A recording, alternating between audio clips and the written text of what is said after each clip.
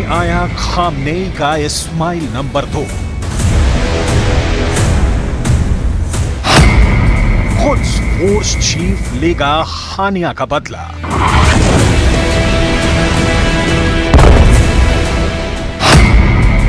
Iran का सरदार कानी लेगा मोसाद की कुर्बानी। वेस्ट बैंक में इजरायल की मार सभी हदें पार कर गई। आसमान में उड़ते जंगी जेटों ने जेनिन और तुल करीम को भी तहस नहस कर डाला है। आईडीएफ की ग्राउंड फोर्स के गनमैन हमास लड़ाकों को दौड़ा दौड़ा कर मौत के घाट उतार रहे हैं, लेकिन इतने सफल ऑपरेशन के बाद भी नेतन्याहू की टेंशन बढ़ती जा रही है।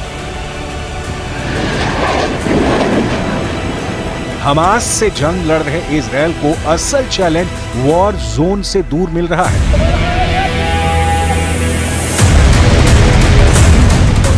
नेतन्याहू को टक्कर देने वाला कोई और नहीं, ईरान के सुप्रीम लीडर अली खामनेई, जिन्होंने अपने कमांडर इस्माइल नंबर 2 को इजरायल से बदला लेने का बीड़ा सौंप दिया है।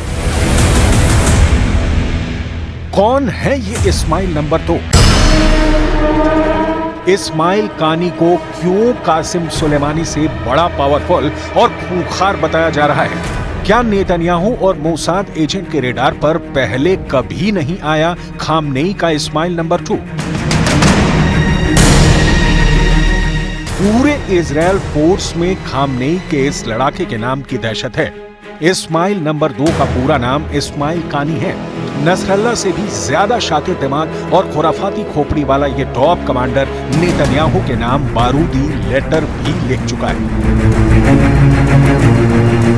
از این عمل جنایتکارانه چه توسط محور مقاومت و چه توسط جمهوری اسلامی ایران قطعی است. क्या है वो पैगाम जाने उससे पहले लाल सागर से उठता बारूदी धुआं और यमन में इजरायल के खिलाफ मोर्चा खोल रही इस भीड़ को देखिए। लाल सागर में हूथी विद्रोहियों ने ग्रीस के शिप को मिसाइल धमाके से उड़ा दिया। ग्रीस के सोनियन ऑयल टैंकर को तबाह करने के बाद हूथी विद्रोहियों ने इसके आसपास घेरेबंदी कर रखी है। जैसे ही ग्रीस के ऑयल टैंकर पर रेस्क्यू मिशन शुरू होगा, हूथी विद्रोही नए सिरे से हमला करने के लिए तैयार बैठे हैं। उधर यमन में हूथी लड़ाकों ने इजरायल के खिलाफ जोरदार प्रदर्शन किया।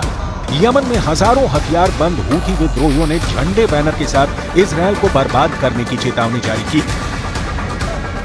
नेतन्याहू का पूरा जोर हमास चीफ याह्या सिनवार पर लगा है।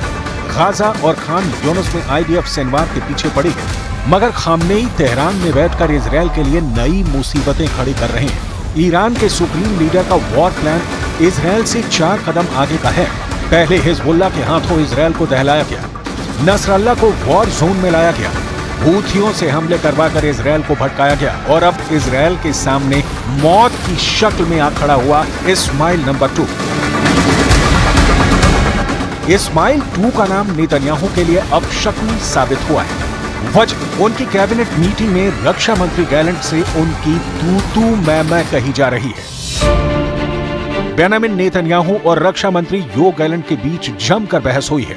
29 अगस्त को सिक्योरिटी के मामले में कैबिनेट मीटिंग के दौरान ये बहस हुई। दोनों नेताओं के बीच फिलाडेल्फी कॉरिडोर में इजरायली डिफेंस फोर्स की तैनाती को लेकर झड़प की नौबत आ गई।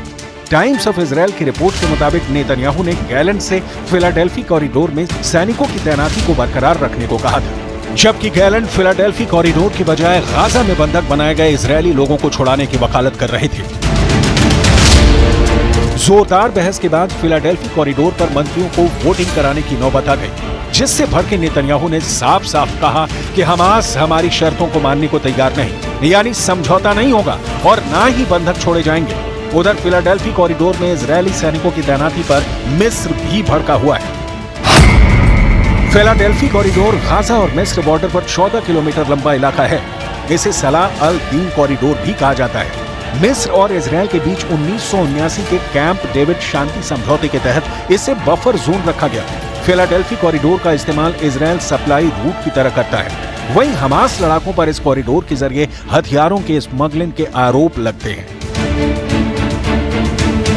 नेतन्याहू की कोशिश है कि हमास को हद में रखने के लिए फिलाडेल्फी कॉरिडोर को कंट्रोल में रखा जाए। जबकि हमास और हिजबुल्ला इस इलाके से इजरायल को खदेड़ने की कोशिश में है। आईडीएफ का ध्यान भटकाने के लिए हिजबुल्ला लड़ाकों ने लेबनान से जेनिन पर रॉकेट की बौछार की है। हिजबुल्ला के 40 रॉकेट धमाकों की पुष्टि इजरायल ने की है। हिजबुल्ला फाइटर नेतन्याहू की जिस धमकी के बाद उग्र हुए हैं उसे भी सुन लीजिए। नेतन्याहू की वार्निंग के बाद आत्मघाती ड्रोन और रॉकेट इजरायली फोर्स पर फटने लगे हैं। אנחנו מכים בחיזבאללה במהלומות מחץ מפתיעות. לפני 3 שבועות אנחנו חיסלנו את הרמטכ"ל שלו, היום סיכלנו את תוכנית התקיפה שלו, נסראללה בביירות וחמינאי בטהרן. צריכים לדעת שזהו צעד נוסף בדרך לשנות את המצב בצפון ולהחזיר את תושבינו בבטחה לבתיהם, ואני חוזר ואומר, זה לא סוף פסוק. नेतन्याहू ने जिस जंग को खत्म न करने का ऐलान किया उसका सबसे खूंखार लड़ाका अब सामने आया है।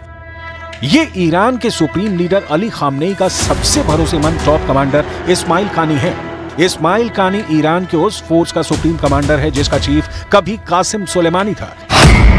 ईरान के इस्लामिक रेवोल्यूशनरी गार्ड कॉर्प्स की कुछ फोर्स के कमांडर इस्माइल कानी अमेरिका और पश्चिमी देशों की ब्लॉक लिस्ट में टॉप पर है। इस्माइल कानी ने ईरान इराक युद्ध में 5वीं नस्र ब्रिगेड और 21वीं इमाम रजा आर्मर्ड ब्रिगेड को लीड किया था।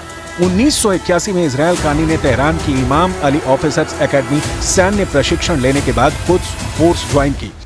IRGC जनरल सुलेमानी ने इस्माइल कानी को 41वीं थरल्ला डिवीजन का कमांडर बनाया था। थरल्ला कमांडर रहते हुए इस्माइल कानी ने अफगानिस्तान, तुर्कमेनिस्तान और पाकिस्तान बॉर्डर की रखवाली की थी। साल 1997 में कानी को कुछ फोर्स का डिप्टी कमांडर बनाया गया। जनरल कासिम सुलेमानी की मौत के बाद खामनेई ने इस्माइल कानी को कुछ फोर्स का चीफ बनाया। इस्माइल कानी पर खामनेई को सबसे ज्यादा भरोसा है। इजरायल से बदला लेने के लिए कानी ने जो पैगाम भेजा है उससे मेजर जनरल मोहम्मद बाघेरी की जुबानी सुन लीजिए। جمهوری اسلامی ایران در بازی‌های تحریکات رسانه‌ای و غیر آن نمی‌افتد و خود نسبت به چگونگی و زمان اقدام انقلابی خود تصمیم خواهد گرفت.